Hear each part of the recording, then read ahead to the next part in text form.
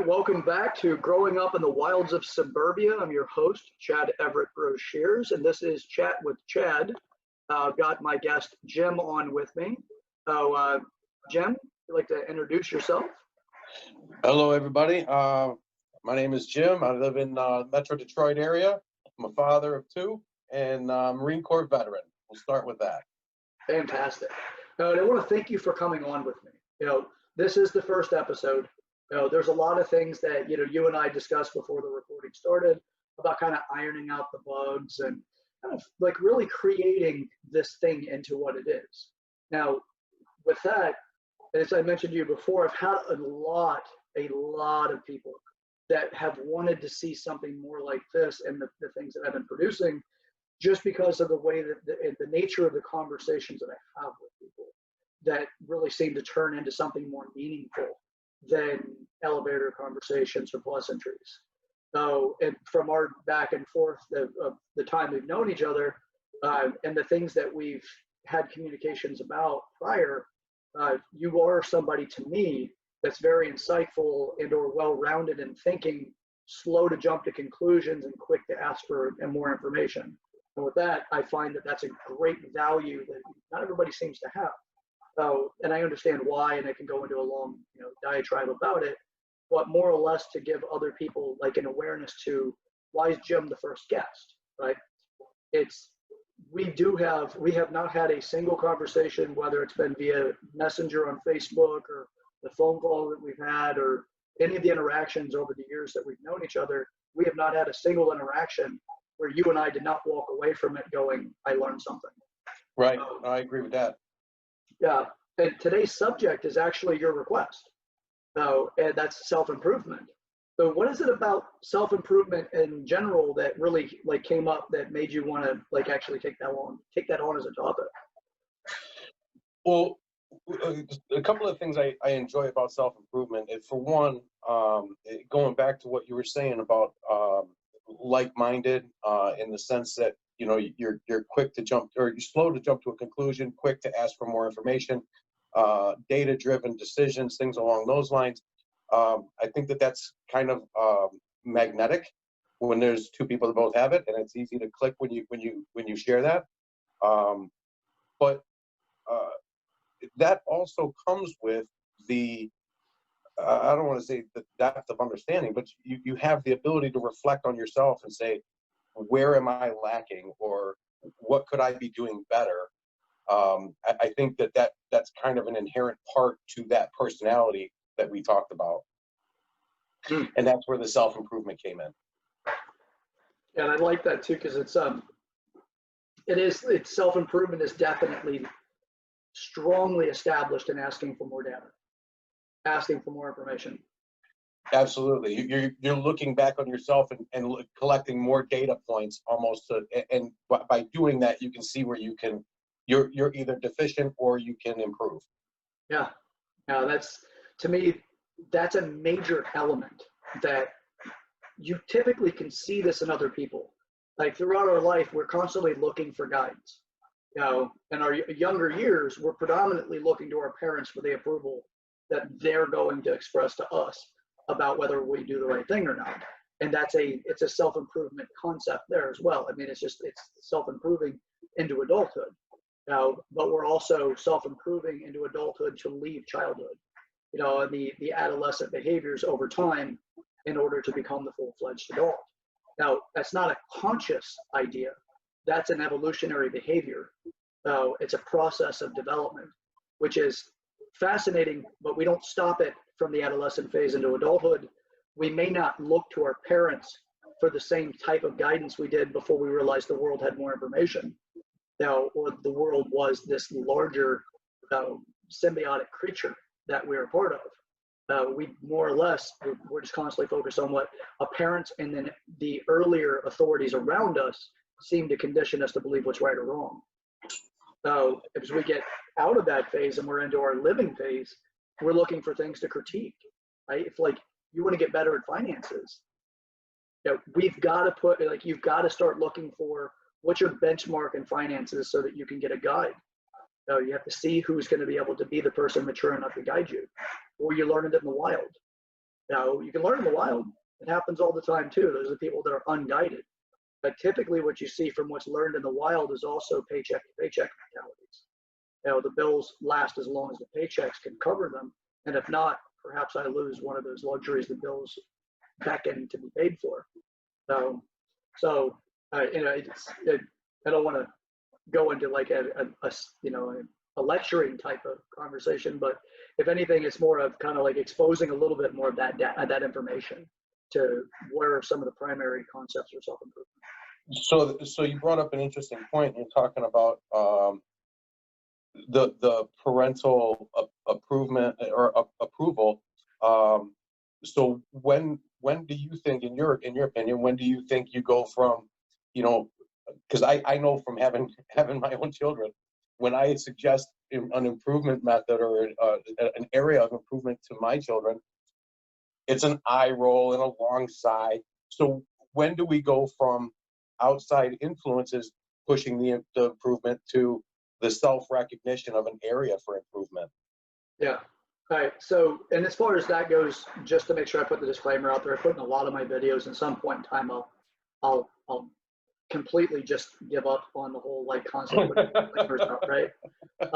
Like a snake shedding its skin or a lizard shedding its skin, right? At some point in time, it doesn't need to keep trying. It just happens, molting, right? I'm not coming from a position that like I'm an ultimate authority or anything like that. I'm not degreed yet in psychology, but I've got the world experiences and my working professional experiences. And then all the conversations that I've had up to this point surmise to this position that I have. And it's always open to more constructive development over time as well. Absolutely. I constantly ask myself, is it true? What I know, is it true? It's a scientific approach to things so that we constantly look for more information to continue to develop. So as far as now that I've got the disclaimer out of the way, right? You'll see that there's periodic cognitive positions. So like a child from 1 to 4 will be almost completely obedient to a parent or an authority, with the exceptions of tantrums. But those tantrums are usually about children are very, very high level manipulators. They're really good at it, and they try to figure out every which way they can manipulate you in order to get what they want. And the parent's job is to push back and to create barriers that are family unit barriers before creating world unit barriers. So like the world, the immediate environment that they're in, the first immediate environment they're in is usually the house. And then, their interactions in public that are very monitored and observed by the parent. And then as they continue to grow, I would say that we're going to see a different shifting in psychology and the human behavior studies. We're going to see a shifting in the adolescent phases because of the influence of social media coming into the house and having more information put in such a relevant way to a child that they would start making adult decisions before the adolescent mind is finished developing. So we're going to get some things that are prematurely pushing kids further up, like an 8-year-old trying to tell you how the world works, right? It's like, could you imagine the absurdity of that? But it's not far away, because the social medias are putting it onto smartphones. This information is getting pumped in. It's coming through their computers. It's going through the television sets. We have kids that are concerned with politics before they even hit puberty. Right. In my days, that stuff was not a concern. In the that was least. Michael Keaton. Not Michael Keaton. Alex Keaton from Family Ties. Oh yes. Yeah. Yes. Good point. I don't know how many people are going to watch this going to recognize that. It took me a minute to get there too. You're right. But we're going to have a shifting, because this is what happens. But you see, this is also, and I love that Neil deGrasse Tyson said about this. Now, what he said is that, like a child, let's say you've got a 2-year-old that's got it pulls a dozen eggs out and starts playing with the eggs on the floor, and they're rolling them around and they're moving them, and then they drop one and see that it cracks.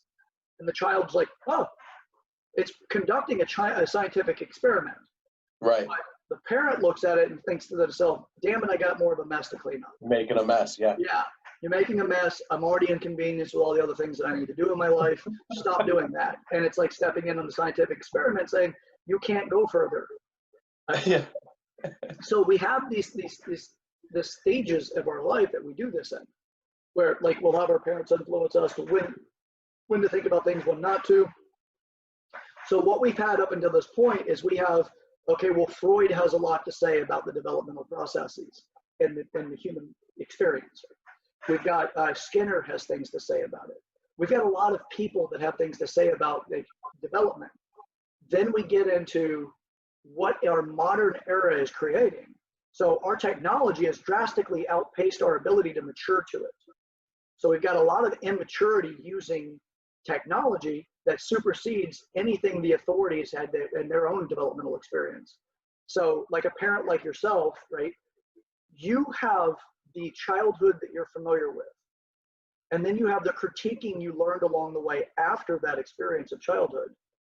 And you started developing yourself with the way the world worked around you that you learned from your parents as a way of seeing the world. And then you started critiquing how you would be a parent based off of those things that you saw in the world after the family unit, after the household exposure as you went into society. And you're like, you know what? Maybe my parents weren't quite right. You didn't have the ability to critique your parents prior to that. There's a lot of the television shows and things like that that go back to our age were not really driven so much for politics. They were driven towards family values. So, you know, even Alf had family values built into it, right? Absolutely. He was the family cat. You know, he was also, you know, and there's a lot less of that today. Yeah. So we're outpacing, our technology's outpaced our ability to adapt maturely. And police so that. We have a bunch of people that are immaturely acting out with the advantages of technology and the authorities that we rely on, that we've been conditioned by our genetics, by our evolutionary process. We have the children that we are those children, right? And we grew up to be adults. We saw what we saw, but we now do not relate completely to the kids, the children that we're rearing. Now, because they have things that they have at their exposure, they're being exposed and at their leisure to develop. So back in our day, I had a trapper keeper and wrote notes and then checked yes or no in the box, right? Right. Now it's like they have the ability to send video clips of anything they find online. Well, absolutely. And to kind of expand on that for a second, it adds a layer of parenting that our parents didn't have to deal with, because now we have to police single platform. Like, for example, both of my daughters came to me and tried to convince me they're flat earthers, right? Okay. So now you have to add that layer of parenting to say, hey, when you're looking at information, when you're dissecting something, you have to make sure you're looking at counterpoint, not just point.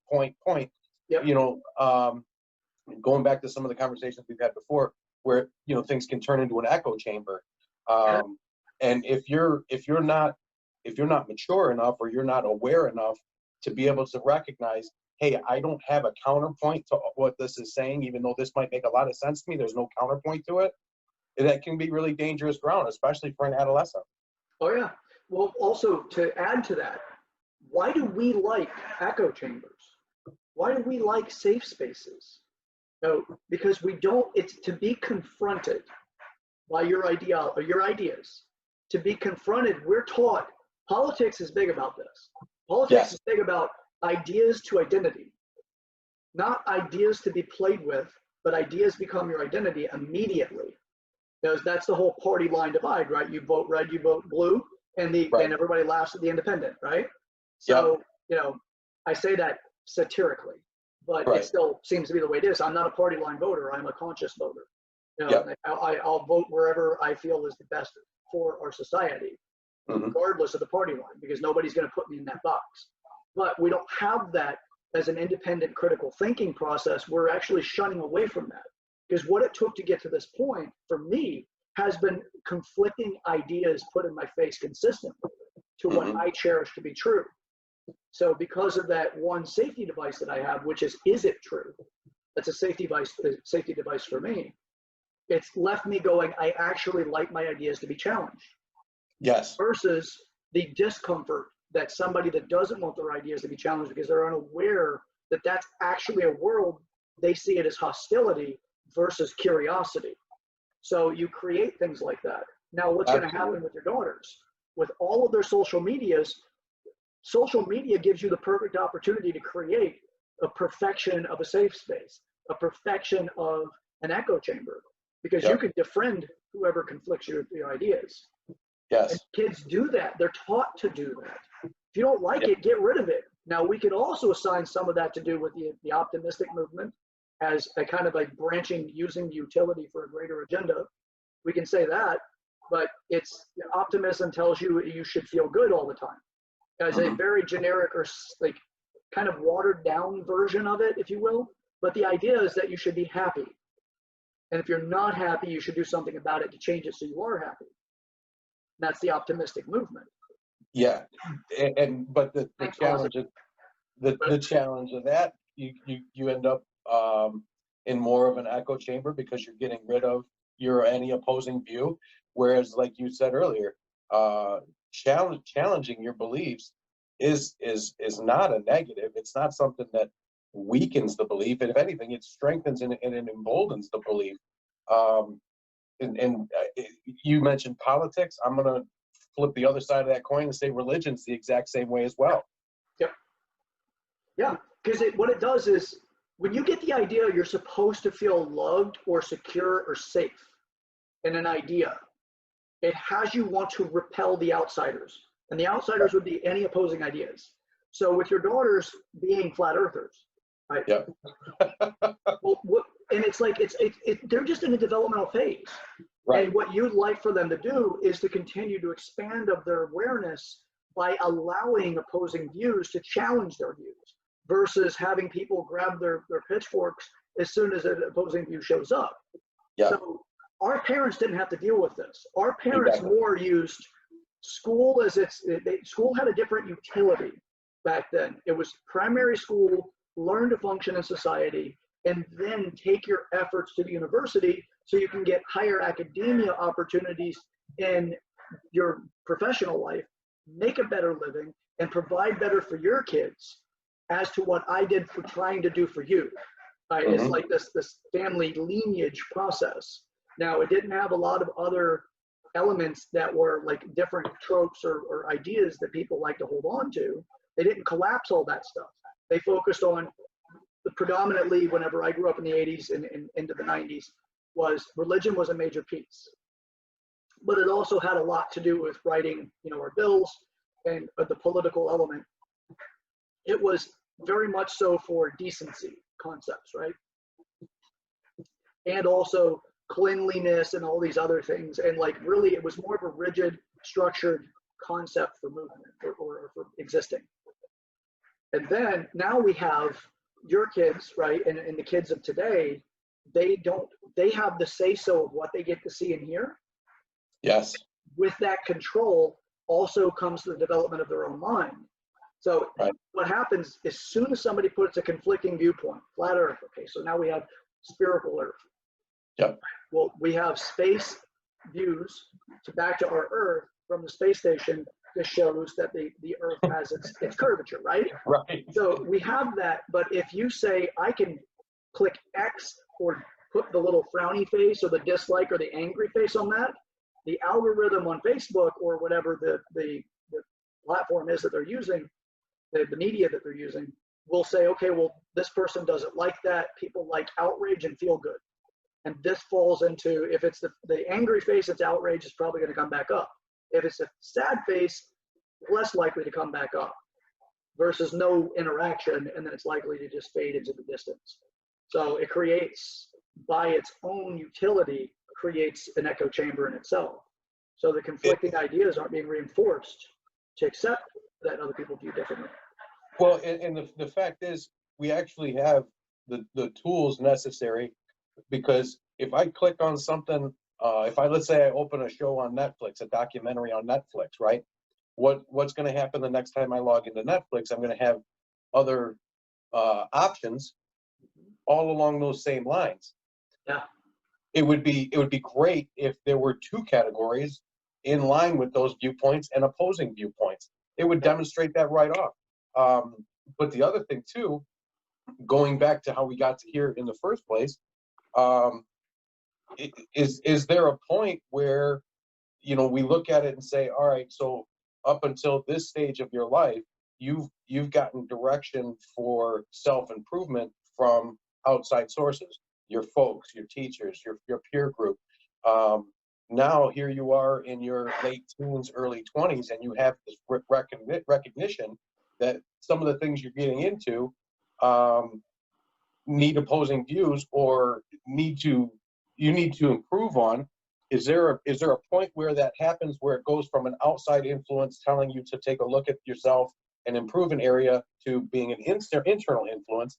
And along the lines of what we were just saying, is there a way that as a parent you can trigger that moment? Yeah, it will. As far as triggering the moment, you have to, anything that we want to do to help create change, you have to incentivize change. So if you want your daughters to see the world differently, no pun intended, then you would have to incentivize. And how would you incentivize it? All right. So one of the things you can do in order to incentivize it, a lot of times is sales techniques, or sales techniques utilize this, is they'll highlight a negative and then offer a solution. Right. So if you were to say, okay, well, you know, how many of your friends do you feel like you're no longer friends with?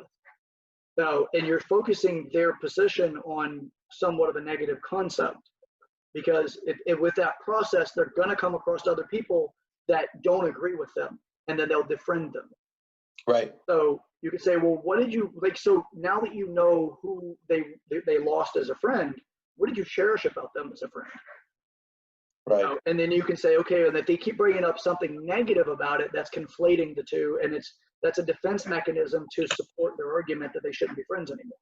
And you can use that and say, okay, well, you know, we should knock that off. In the way that, and you can use the language you want to use. You don't have to say that to your child that we need to knock that off. That could be your point of reference to readdress the situation. Where you can say, okay, well, we need to relook at this again, or, well, I understand that you're upset about that, but, you know, what else, like, what did you enjoy? Like, how did you become friends in the first place? You know, Right. What did you have fun doing? Because now you're going to create the cost value of defriending them. Yeah. So that's the first steps as far as being able to do this, because you want them to use, you want to use the lost friends as a leverage to get them to look at, you're creating echo chambers, and you're going to experience a lot in your life that you're not going to get to know people. Like, we're more successful working together than we are working apart. Yeah. It's because we're communal creatures. We're group-based, hierarchy-seeking creatures. Now, by our evolutionary design, right, the way that we interact with each other in this whole process of existence, we're group-based creatures. So by our species relationship, that's what we're going to do, is try to find the group and seek out the hierarchy in that group. Now, and where we position ourselves with that hierarchy. Well, if they continue that process, as a lot of our kids seem to be doing now, is they're creating more and more reasons to be divisive. You know, I need to separate from this person.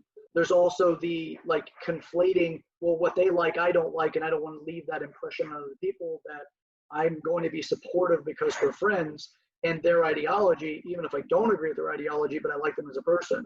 And it's a leveraging against them being friends, which creates more opportunity for an echo chamber, not less, because of the social space and the lack of constitution they have about their own personality. So they don't want other people to get the wrong idea about them, versus being able to stand in the argument of other people having the wrong idea. Yeah, absolutely. I think that's a great point. And I love the way that you talked about it as a cost of losing a friend, and being able to highlight that and demonstrate that to them. The other side of it, you know, you look at religion and politics and things along those lines, things that we allow to identify us, right? Things that we allow to be a component of who we are and define who we are. And politics, identity politics is huge right now. And what that basically demonstrates it's almost, it reminds me of the Dr. Seuss book where the I don't know what they were called, those big yellow things. They got the green star on their belly, right? And then everybody wanted the green star on their belly. But there's value in diversity. There's value in having those opposing viewpoints. There's value in being able to have a intellectual conversation and debate with everybody that's not all on the same page. You know what I mean? There's a lot of value in that, and I think we've lost that as a society when it comes to politics and religion and things along those lines. Mm-hmm. I know there's some religions that believe that, hey, if you don't share these same beliefs, you're going to burn in hell. Well, Yeah. that in my opinion, I'm sorry, that just doesn't make any sense. Yeah. Right. But, And it's easy to point out some of the inconsistencies, especially now that we have, on average, we have critical thinking elements implemented in each one of the minds, especially as Americans. We have critical thinking elements that become over exaggerated or overused in the sense, or overvalued. And critical thinking as if it's like, I critically thought about every subject you could possibly think about. But it's actually a critical thinking nail in the coffin of closed-mindedness, which you'll experience this as a parent whenever you're dealing with a teenager. I've learned so much about this subject that I had not known prior to this moment. Therefore, that gives a value of work, which means I put in X amount of effort. And since I put in X amount of effort and I did not witness you do that much effort, nor you actually spoke about that subject specifically, therefore, I have outpaced you. And your insight doesn't count to my level of insight because you're not thinking critically like I am. But that's a critical nail. It's a critical thinking nail in the coffin of closed-mindedness. And I don't mean it's the death of closed-mindedness. It's the fortification of closed-mindedness. And I need to restate that, because it's not the critical thinking nail in the casket of closed-mindedness. It's actually the sealing of a closed mind. right. So to restate, because after I said it, I'm like, damn it, it sounds poetic as hell, but that really is not. The analogy actually went the wrong way.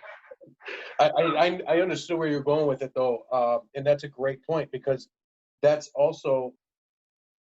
think that's one of the areas where it becomes safe and logical and sensible to put yourself in that echo chamber, because maybe you feel you have dove deeper into a topic or an issue or a thought process on something, and then what that's going to do is that's going to then give you the confidence to shut out other opinions.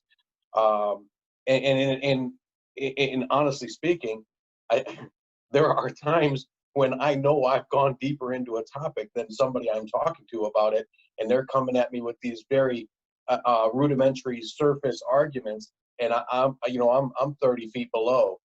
I'm a lot deeper onto the topic, and then those situations, I really, how do you have to say, well, you have to look at it from this perspective, or you have to highlight the things that make you feel like you've got a little bit more of an insight on it, without making the other person feel like you're putting them down, or knocking their opinion. The way that I've used to really, like, in this, I found a great deal of success, and I have to give a tilt of the hat to Jordan Peterson over this, Dr. Jordan Peterson. And he did a great job illustrating the effect of a straw man argument and a steel man argument, and outlining what the two actually mean with their own definitions. So most people are used to arguing in a straw man concept. When they really want to beat you in an argument, they start highlighting, especially if there's witnesses, they'll start highlighting areas that they claim that you believe, even if you don't believe it, because it has a superficial kinship to what you're saying. Now, a steel man, on the other hand, because they can beat the crap out of you with a straw man, because a straw man, they can pick the most absurd and obscure things.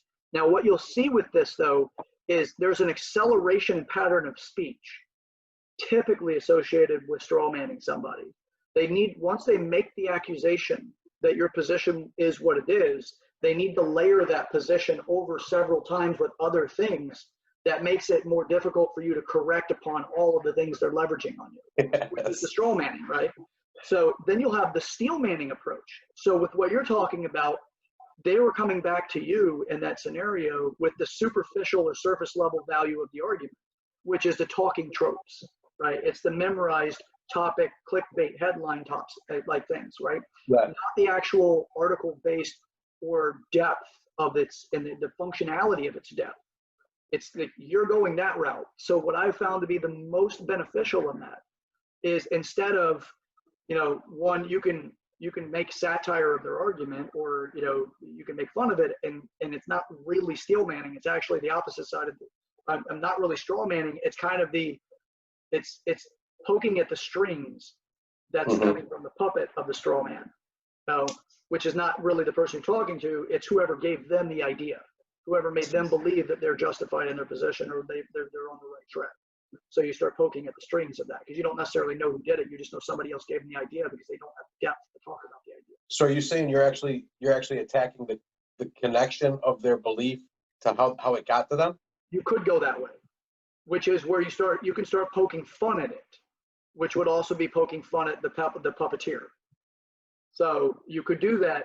That's what you commonly see. Whenever you see somebody who they're so deep into the topic and the other person's using talking tropes, they may decide to use humor against that person at that point, which is where you can hear laughter and stuff like that, where they believe they're actually poking at the strings of the puppeteer. So for you, if you decided to make it more satire or comical because you see how absurd their argument is, you making fun of it can occur that you're poking at whoever it was that taught them. And now you're dealing with an external relationship, but you're starting to point at it, but it's a combative technique that using humor is a weapon. So go ahead, because I'm going to get the steel man next. Yeah. But based on what you're saying, would you say a fair example of that would be me looking at my daughter and saying, hey, I'm guessing that this concept that you're talking about is probably something you saw on YouTube, right? And there probably weren't a lot of opposing views on that video you watched. Is that what you're saying? Like poking at the strings, the connection of their belief to where they got it? You can, because that also can have a reinforced argument that it must be right because it has a large consensus. Right. Because it's a tapered comment section, or comments are turned off, or whatever that is. The like to dislike ratios have been manipulated, or whatever that is. That can occur to be. It's not necessarily like you actually have to have an effect to try to create satire, or some way of creating a combative reaction, because you see the absurdity of it, and to you, it's comical that they don't see the absurdity of it. Even though it's your family, you're going to less likely to laugh in their face, right? You're more likely to just be like, try to come from compassion, but your internal dialogue could have you going, if this was not my daughter, I'd laugh in her face. Right. So that's because the familiar bonds can also make a change to our behavior. Steel manning on the other side is actually more effective, in my opinion, because whenever the tropes come up and those types of topics, like, I really am not out to actually have an argument with you so much as try to understand where you're coming from. So let me just clarify what I'm hearing your position to be. And then from there, I can actually get them to affirm or dismiss anything that I may have as an inaccuracy. And perhaps they do know more about it, but they just only have a stronger argument talking point, but not so much a lot of exercise in the belief in itself. And then they can start looking at it. But if you use that kind of critical judgment in the way of, I want to understand this from curiosity, then you can start saying, well, just so that I'm clear, I'm not, typically you have to, like, especially dealing with family, kid gloves, so that you could say, okay, well, please, I want to understand this, and I need you to understand that I don't want to come combative at you. But you'll see how emotionally involved they are to the topic based off the way that they want to react when they're questioned. And when you question from curiosity, it's a softer approach. It's Absolutely. like, Jim, I really want to understand what you're going through. Let's walk through this process. And then I can ask you specific questions. Overview. You do seem like you actually have a pretty strong conviction to this. Could you walk me through how you started this idea, or like where this started for you? Now, why is it that this is so important that it needs to be inside of our conversation now? and I want to understand it. I don't want to attack you. I want to understand it, so I'm not ever getting into one of those positions. Then from there, you can actually start gauging the logic aspects to it, which is with this, then that means that. Is that correct? And you're constantly questioning that position they have in a way for clarity, not for accusation or attack. So that'll be helping put together a steel man. Because if you really want to have a great conversation, steel man their argument. It's just creating clarity. This is where you stand. Instead of saying it for them, have them say it for themselves. And then let them change your mind enough that you can really get them. Right. So the steel man would be more the convince me or help me understand. Help me understand. So and that I can see that being much more effective, obviously, than the straw man, like you were saying. But the challenge with that is if your questions are guiding them to a point where you're trying to highlight a flaw in the logic, they're going to pick up on that right away, and that would create a shutdown situation. Yep. Then you address it. Well, then you address that. And I do apologize. I'm not, and it's, you don't want to come across like you're trying to create the critical element that they're wrong, as much as you just want you want to be able to stoke curiosity back into their own ideas. Right. Once you stoke curiosity back into their ideas, they have to evaluate their idea enough that they may realize it's not even their argument. Because if it doesn't make enough sense long term, it can have them go, well, maybe this might not be right, or maybe not true. So, and then you also understand how they've quantified their understanding. So it's a really desirable approach. First off, that's the steelman, the strawman. Excuse me. You also have an emotional, cognitive, and situational balance sheet for every single conversation you get into. So if you, Jim, are emotionally drained because, let's say, you're going through some really challenging times emotionally, you can pick whatever subject. I don't want to pick it and then put the whole bad juju on it or anything like that. You just have whatever it is, okay? So you have this emotional thing that has absolutely depleted you. And then somebody comes up and you have your position on something, and somebody starts a conversation with you. Your tolerance for that conversation is drastically lower than it would be had that emotional issue not been present. Because you could actually sit there and listen to them. I'm sure you've experienced where I don't have time for that. I just don't have time for this conversation. Right. That also can be directly linked to that balance sheet.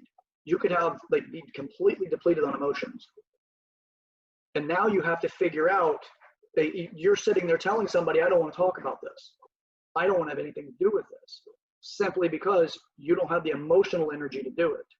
Right. You could also have a lack of cognitive energy, where it's like a long day, especially if you do a technical job. Yep. At the end of the day, you're physically capable with the energy you have, but your cognitive energy stores. Your brain is absolutely just tapped out. Yeah. You just don't have time for this. There's different I don't have time for this statements, right? One's the emotion where you're like, I don't have time for this. The other one is, I'm tired. Right. I don't have time for this, I'm tired. Can we do this at another time?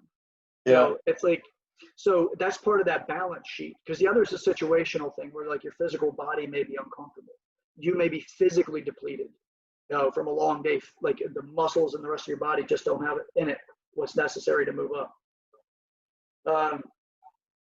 So you're lacking the physical resources to accomplish it. So you have that balance sheet that takes place. So understanding where the other person is. A lot of times, some of the reasons why teenagers will be so moody is because, one, they're getting new experiences of emotions that they're unfamiliar with guiding. They'll have their social expansion from the household to something deeper, something more their society.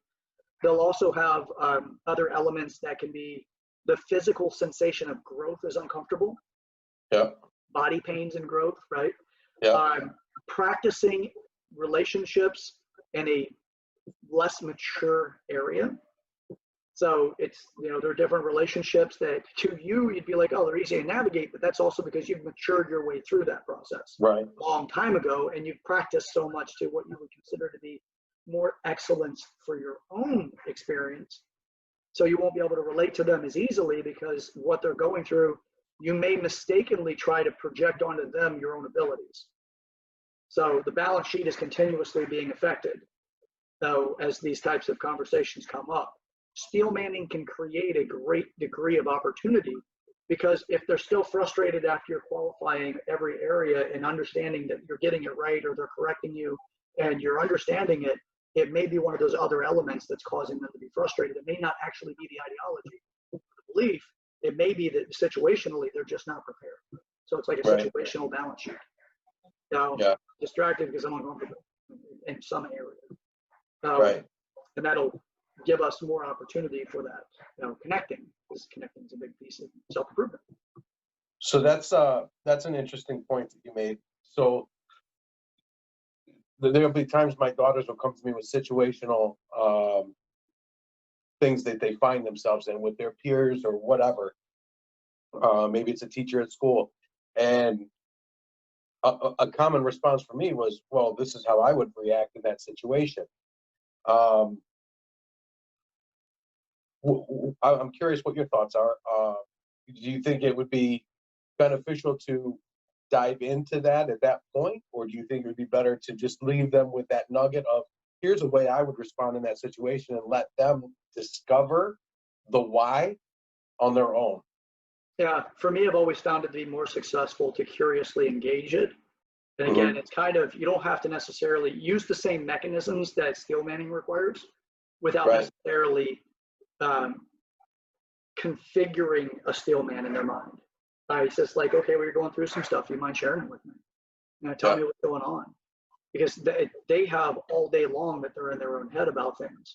And then you have that window of conversation.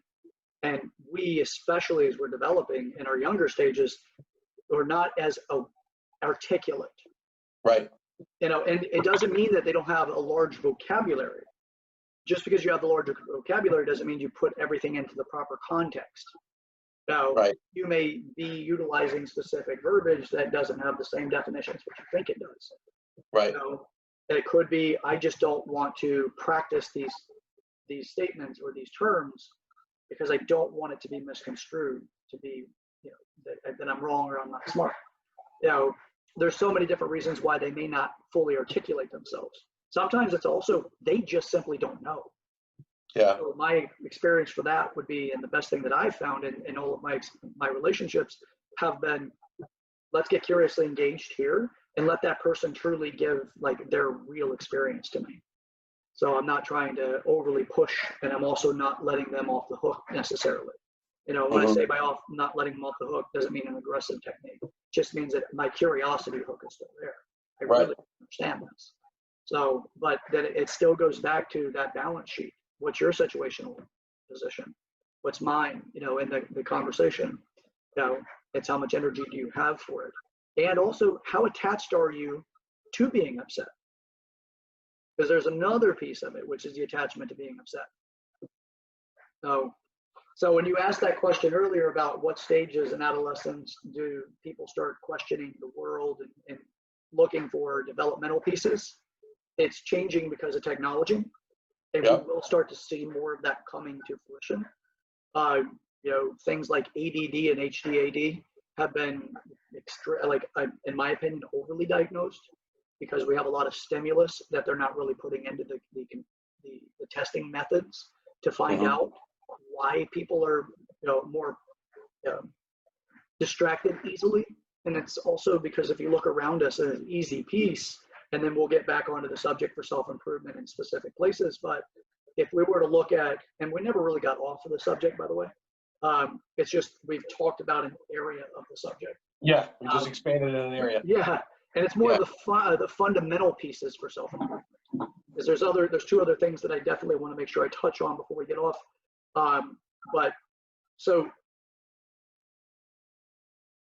The different, if we look at, again, the ADD thing, we have cell phones that we're consciously aware of having some sort of attachment to the outside world. We have the music that we like to listen to. One, we don't want to be left behind in our social life. So we don't want to have other people going, oh, you haven't heard this. And then, you're listening to music that's 10 years old, but there's people listening to the newest, coolest stuff. You don't get Right. left out on that. So you keep like it's studying music. And then there's the emotional experience we get from what we're listening to. The majority of people that I've talked to about lyrics values in music, very few people put any value on lyrics. It's more of the sound of music and then the environment that they were introduced to that song in. So if it's a party or I'm hanging out and I'm relaxing, I'm having a good time, Yeah. that song gives them a time travel. It's more like an emotional travel to a time whenever they actually felt they more satisfied and that what they're going through right now, being bored or going through the arduous task of development and growth, they're like, I just can't wait till I get to Friday and I can just chill. And then you put on something that reminds you of your Friday night experiences. And then that music emotionally transports you to Friday night and not so much about what's in front of you that you need to get to. Now, if it's just noise in the background, you can become more functional listening to it because you kind of tone it out a little bit, but it still gives you that little taste of emotional like elation. So in the back of your mind as you're doing your task. I do it with 80s music all the time.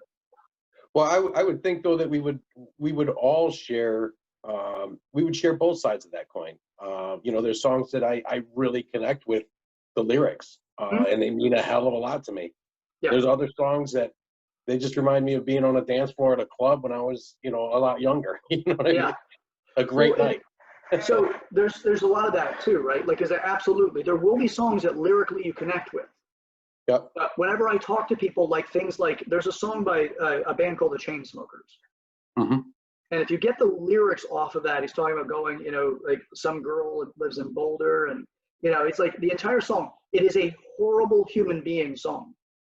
Like if you get the lyrics off of that, you're like, you are a spiteful, vengeful, borderline sociopath. Mm-hmm. These behaviors, right? And it's like, oh my God, you're insane by what you wrote, but the song's catchy if you listen to just the music part, the sounds, and then the tonality in the lyrics, because they don't come across as being aggressively against somebody. They come across as just being like, hey, you know what? This guy actually came up in life, if you were to listen enough. Or do you remember the song with Nelly and Tim McGraw? Over and over. Yeah, there's a song is over and over, and the song sounds great. Like it's got like a great the tonality in it is really good. It flows, especially it's like a Nelly-esque type thing. Well, it's not Nelly-esque, he's in it, so it's a Nelly type like rhythmic vocal. Okay. And then Tim McGraw comes in, he brings a country twang to it, and what he's talking about is in the song itself. And this is back whenever I was going out to the clubs and stuff like that, so it was a turn of the century. So the song comes on and like everybody around you like grabs somebody. It's like, let's go dance, baby, and all this, right? It's like these lovey-dovey's and there's all this close embracing. But if you listen to the lyrics, he's saying over and over again, he's ruminating. And he's ruminating on the fact she cheated on him. Right. So it's going over and over again in his head. And as I'm listening to the lyrics and I see all these people doing these displays and demonstrations of like affection towards their person that might be their partner, or like nobody got the contradiction. And I'm just sitting there listening to it. And I've thought this way my whole life. It's just been refined by school and reading and the rest of that. But at this point in time, I was like, that's insanity. Yeah. Like, what kind of declaration are you making by going off and dancing to that song with your partner? And most people, once they're actually that information's put in front of them, they're like, well, it's not about the lyrics. It's just about the song itself. And I'm like, that is the lyrics. Right. So it's like stuff like that. But to get back to the main portion of it is that the ADD concept, right? We'll have the need for the music. We don't want to get left behind. We'll have the social media requirements where we want to stay connected with people. We have what we're doing, both of those things running at the same time we're watching TV. Or doing other activities that have physical sensations, like taking a shower, right? And you can't take a shower in silence, so you need the music. Well, now you've got a music and you got, like, let's say, some people have TV screens in their showers, for God's sake. Yep. Now it's like, what are they doing it for? We have kids that sit in the back of a vehicle with an iPad, and they've got earbuds in. And they may be listening to music, playing a game, sitting in a car, so physically sitting someplace. The car is moving, the nervous system is picking up all that sensation. The peripheral vision sees things going by, and the awareness that their authorities are sitting in the front seat. Right. I know. And then we're like, oh, well, the kid has ADD, give it this medication. Now, Yeah. the reality is the stimulus is conditioning the child to not be able to pay attention. Yep. And it's a willful direction. The parents want the stress to drop down enough so they can drive without being frustrated. They've got that going on. They're like, they think it's all harmless. And I'm not saying it is harmful either. Just saying Right. that if we want to be able to guide our future, we have to understand what stimulated their growth. Right. So back to the self-improvement factors. So major pieces for the self-improvement factors. Why are you wanting to improve yourself in the first place? Like, to be able to actually have a grasp to it. Sometimes we're doing it because we're trying to facilitate an area we feel we're weak in to satisfy somebody else's involvement in their life. Okay. I hadn't thought of it like that. But that can be there, right? Like it's a coercive improvement project. I need to do this in order for the other person in my life to stick around. Right. They're building, so it's an act with a desperate element because they want or need the other person to stick around. And just in this example, I'm not saying it's an absolute because I very rarely speak in absolutes. So you have that particular element, like, well, this person might leave me, so I better go to the gym and get in better shape. Right. So you spend this time in the gym, you've got in your mind, my partner is going to really appreciate that I've lost a few pounds and I've toned up a bit. I look good in these yoga pants, or, like I can see my triceps or whatever it is, right? But those are behaviors that are fortified by the need to satisfy another person, which creates a desperation element. Mm-hmm. Now, and if you do that, you're also likely to have other areas you may be doing for your partner as well. And the partner may ask of it and it may not. You may perceive it. But either way, it's still layered with the potential of desperation, which doesn't mean like the totality of it's desperation. It has an element of it. Yeah. Those are also pretty hollow. That's probably your most hollow example for a reason to grow. You know what I mean? I think more importantly, you'd want to look at a self-improvement opportunity to come from maybe a comparison. Hey, I make similar money to this guy over here. How come he has so much more than I do, kind of thing. I need to self-reflect and take a look at how I'm spending my money, how I'm, managing my money, things along those lines. Or grades, or any other factor, but it would be more, I would think, a matter of comparison. I would hope that, especially if we're talking about, children and coming from a parental perspective, I would hope that they're not doing it to satisfy somebody else. And if they do, what I would hope in that situation is that they garner a full appreciation for what they're doing, and then their motive changes. Yeah, no, and I agree. So for me, it's all of life is a practice. You'll have people that have a higher level of insight. Like for you, as an example, you have a deeper level of insight per activity. You have the ability to regauge where you're at without necessarily needing to be halfway through a race before you realize you're in the wrong race. Yeah. So you have that ability. Some other people will require that they do those superficial or the hollow behaviors in order to use that as a growing platform. You could be 22 years old for the first time in your life, found yourself divorced and whatever.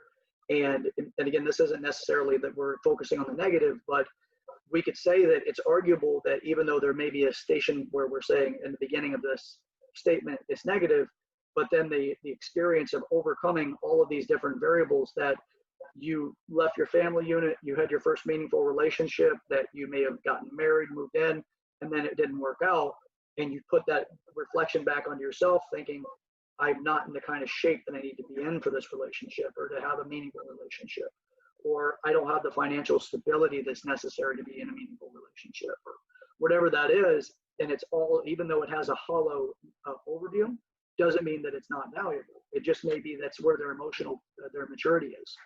So I agree with you 100%. We had a conversation before about how there's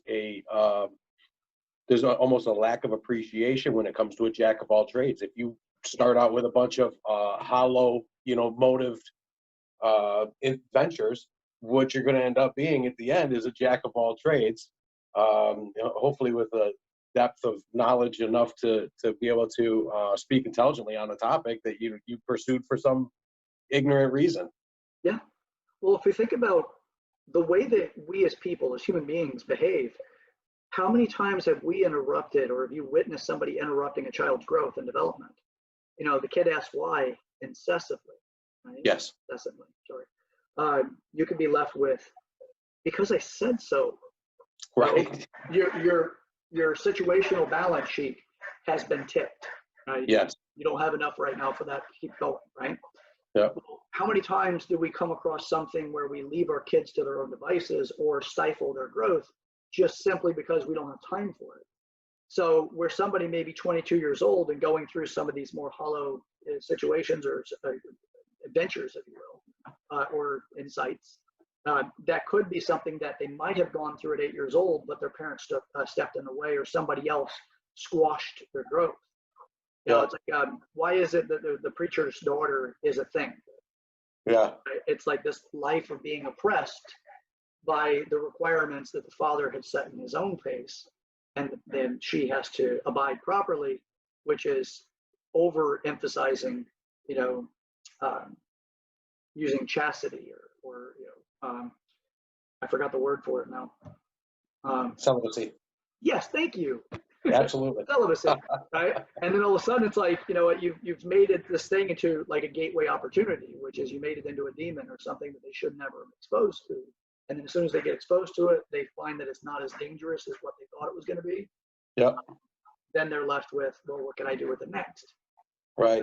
It's like, well, it's not as bad, and the authority starts losing their authority. Right? They start losing their credibility.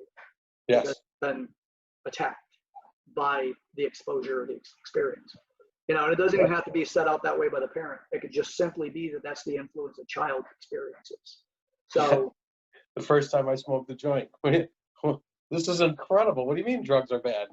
Yeah, well, that's why they say that marijuana is a gateway drug. It in itself is not. It's the psychology around it is. Yes.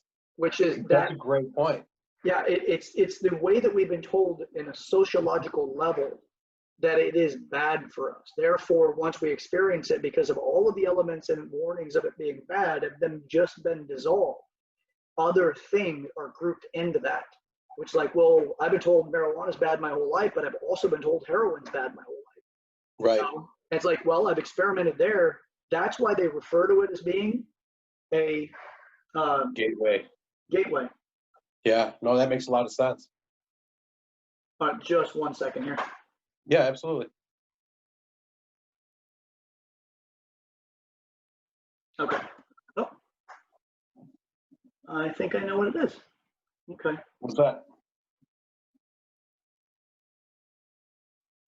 Okay. I just got two phone calls back to back, and now I know what's going on. Okay. Oh, okay. Okay. So self-improvement, it's one of those fascinating things. It's also, again, like we can self-improve out of coercion. It doesn't mean it's bad, especially if you're going to be insightful, but you could be stuck in a situation where your self-improvement has left you with, I did it for this other person. I got into the shape that I wanted to be in. So therefore, I don't want to revisit that because of the way the relationship ended. No, the hard work I put into it, it starts to fall back onto itself. All of the effort that was put in, the discomfort, the displeasure of doing the thing that got them into the shape they wanted to be in, right, or whatever other change, they could have a negative transference of emotion onto that thing that locks it into place. And then they're like, I don't want to go back there again. A very simple example of that is, let's say you and your significant other have a television show that you guys enjoy watching together. Mm-hmm. When the relationship goes south, that show is on your hated list. Yeah. Don't want to visit it again. Yeah. No, absolutely. There's other things that also have to do with period pieces, like perhaps you're going through financial upsets or whatever, and just seeing somebody else struggling on a show, going through financial upsets, or like, I'm not watching that. The situational balance sheet actually says you're financially unstable, therefore stay away from this thing. and you're emotionally repelled, Yeah. which is really, it's a fascinating way of looking at things. But ultimately, if it gives you more opportunity for a functional life, it's worth to at least consider. The other piece that I wanted to add in, because self-improvement has a lot of different variables, and this is a topic that we can go on for a long time, and at Right. different times too, as we continue to flesh these types of things out. You experiment around a bit from this conversation, I do, and then we come back to it with this another level or another way of experiencing it. So Yep. the other piece that I wanted to bring in, now there's so many wonderful pieces here too. Let's see, there's the coercion. Oh, the jack of all trades piece. As we mentioned that before, there are two different pieces. We seem to really shy away from the jack of all trades as a value. We seem to put this more into a position that it's not so much a value anymore. It's more of it's a hindrance. It's almost like an insult. Yeah. Right? So the jack of all trades is a master of none. The reality is a jack of all trades is a master of adaptation. They've had to adapt over time. And well played. yeah, I like that twist. the other piece is, as we talked about it last time when we spoke on the phone, we spoke about so we have people that they seek out the fun, so they'll become a specialist. And their specialty creates a foundation of functionality, which creates stability.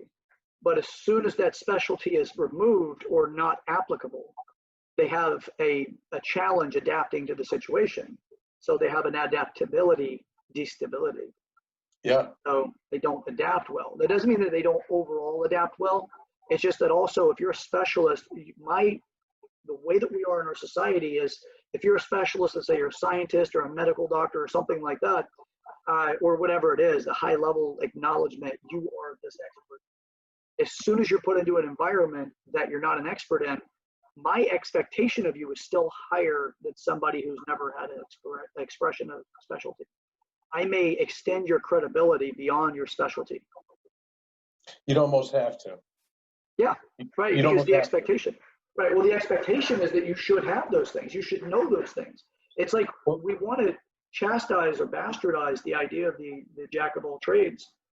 But as soon as somebody is that level of expert, it's almost like we just give them the jack of all trades abilities and the adaptability, even though they don't necessarily have it. Like the scientist that can't change a battery out in a car. Right. Now, as a living example that I've had with a friend of mine, now that made me drive all the way to Orlando from Brooksville, just simply because his battery is dead in his car. I told him what the symptoms sounded like, and he's like, well, this he's a scientist, and he's just down the road, and he can't figure out what's wrong with the vehicle. I'm like, well, it's because it sounds like it's the battery. Can you just drive out here, man, and just help me change this thing, figuring out what's wrong with it? I'm like, well, go to the store and get a battery. It's like, just come out here. Drive all the way out there, and guess what it was? The battery. It was absolutely the battery. Because the credibility had been extended beyond, well, the guy's a scientist. By the way, he never declared what kind of scientist he is. Right. He just said, well, he's a scientist, therefore he should know how to fix the car. I'm like, he's not a mechanic. So, yeah, it's a fascinating thing. But when it comes to self-improvement, is like, take on things that can really help create more of a satisfaction in life. But to have, like, understand your balance sheet, right? The situational balance sheet. And the other is, what in your life is begging you to improve? Like, what is it? Is it that you want to have the meaningful relationships? Well, then if that's the case, are you waiting for a lottery winning opportunity to show up? So I agree with you 100%. That's a great question. How do you trigger that question in people? Mm-hmm. First way, like, it's just, if you realize your major topic or a topic that really puts emotion to it shows up, right? So like, you're working on your job, you're getting better at your job, but you feel that your relationship is falling apart, or that you don't have a relationship, but you'd like to have one. Mm-hmm. Well, there's your work. It showed up because it's emotionally stimulating you. Do something. Right. But most people don't use their emotions as a compass to go towards something. They use their emotions as a compass to go away from something. Oh, that's a brilliant observation. I like that one a lot. Yeah, because if you and what do we find out 9 times out of 10? Things that we shy away from are things that we have a lack of understanding in. So if we use the emotions as a compass to draw us closer, we can look at situations where we're being repelled because of emotions to say, that's why I need to dig deeper and learn more about this. That's a great observation. I'd never considered that. Yeah, well, thank you. Now it's Yeah. like, what do you do with it, right? Yeah. So it's like, I love planting seeds, and to plant the seed of opportunity. So that seed of opportunity with us in this conversation is now you have a seed of opportunity in the emotional compass of life, which is, do you move towards or away from something? And the emotion is telling you, but you want to look at what the emotion itself is attached to. So, and that gives you an action opportunity. Do you go towards it to build on it so that it's not really an issue in the future, or at least you have more functionality in its issue in the future? Or do you move away from it, forever locking it into frustration to run away from it? So, or potentially increasing the likelihood you're going to run away from it. So, You know, that also circles back to the whole challenging your beliefs. You know, I mean, it's right there. It's part of that same cycle. Yeah, that one's planted a seed. I like that one. yeah, and just keep planting seeds. You know, it's like always. It's like look for it, but emotions is the soil. Yeah. Like your emotions are the soil for the seeds to grow in. But you have to actually say, okay, well, the soil's ripe. What am I doing with it? It's ready. It is absolutely cannot be more ready than this. You know, Yeah. because everybody's waiting for the most ready time. When somebody else comes in and pays your bills, or somebody's going to, you know, show up and give you absolute love and devotion, which, as they say, be careful what you wish for, right? Right. Because that person may be great for the first couple of months, but it also may turn into your nightmare in the future, right? That sounds like you've learned that through experience. I live vicariously through a lot of people and my own experiences. Yeah. But, Right. so I know we've gone on for a bit. And Jim, as I said, this particular topic is one that warrants quite a few revisits. You know, and it's with other people too, but at the same time, it's like because the thing about self-improvement is that it's individualized. It's not uniform. Your self-improvement is going to be based off of your needs for your life. There's a reason why there's so many damn self-improvement books that are written. It's one of the top grossing topics because it seems like everybody's got advice on self-improvement, but so few people are looking at it for the individual. More so, they look at it for where you should make yourself be versus where you are and how to make your life work for you. As you work your life to make it like mine, you can end up resenting your life. Mine is unique to what I want in my life. Exactly. So, and that's one of the things that I find is such a challenge about the self-improvement environment, because they constantly are telling people that you should be this way or you should be that way. You know, optimistic movement, there's pessimistic movements, which aren't anywhere near as popular, but are more consistent. It doesn't take long to observe a lot of optimists to realize they're really pessimistic people trying to camouflage themselves. It was actually my last thesis was on optimism. Not all it's cracked up to be, from ideology to practicality. That's a great topic. Yeah, that's Kelvin really did appreciate that. Was my last professor. He seemed to appreciate it quite a bit. I hadn't thought about it that way. I'm like, yeah, well, you know. There's a lot to it though. It's just that's the title. But right. So what I'll suggest that we do, obviously, we'll continue our relationship as it is, and we'll continue to communicate on this. I'll let you know. If you do subscribe to, and I think you already did subscribe to the YouTube channel. If you haven't, for Growing Up in the Wilds of Suburbia, subscribe to it. Yeah. And then I can put you in the comment section. Okay. Or you can put yourself in the comment section. So whenever somebody comments on this video, you'll be able to see that it went out. Okay, great. So we'll be able to try to keep you involved in it that way. And then, you know, self-improvement part 2 or self-improvement, and then whatever category you want to stay on. Yeah, exactly. Yeah, volume 86. Right. Yeah. But let's go. For now, we've gone on for a bit. I really do appreciate our time on the call today. Do you have anything else you want to add to it? Any questions or anything at all before we finish up? Not at all. I appreciate coming on. I appreciate you having me. I've enjoyed the conversation as well, as always. Fantastic. And thank you so much. Also, you're the first person on Chat with Chad. So, I mean, in my life, there's been a lot of people, but not on the recording. So, Right. I appreciate you for being the first person to actually go through it. Yeah. And, I'll keep you updated on anything on my end as far as that goes, and we'll put it out on a couple of different platforms. I'll let you know what goes up. Okay. Sounds real good. All right. Hey, I really appreciate your time today, and thanks for taking so much of it and being as generous as you are, and as open to this conversation as you've been and participating as you have. You know, this is what I mean by we're out to create something great. You know, we're going to work our way through it critically. If we want to make a different reality, we have to do things like this in order to get there. You know, Absolutely. have good conversations and not, you know, like neither one of us have beat anybody down in the conversation. We didn't need to. You know, it's more of how are we going to go into our lives to help build other people up. So I appreciate that with you as well, Jim. Sounds really good. I appreciate it. Thank you very much again. Yeah. All right. Well, I'll give you I'll message you in a bit, and I'll let you know whenever we actually send this one live. Okay. Sounds real good. Thank you. Okay, buddy. All right. Again, this is Chad Everett Broshears. I'm the host of Growing Up in the Wilds of Suburbia, and this is an episode on Chat with Chad, and it's Chat with Chad and Jim today. So thanks again, Jim. We'll see you soon, bud. Sounds good. See you later.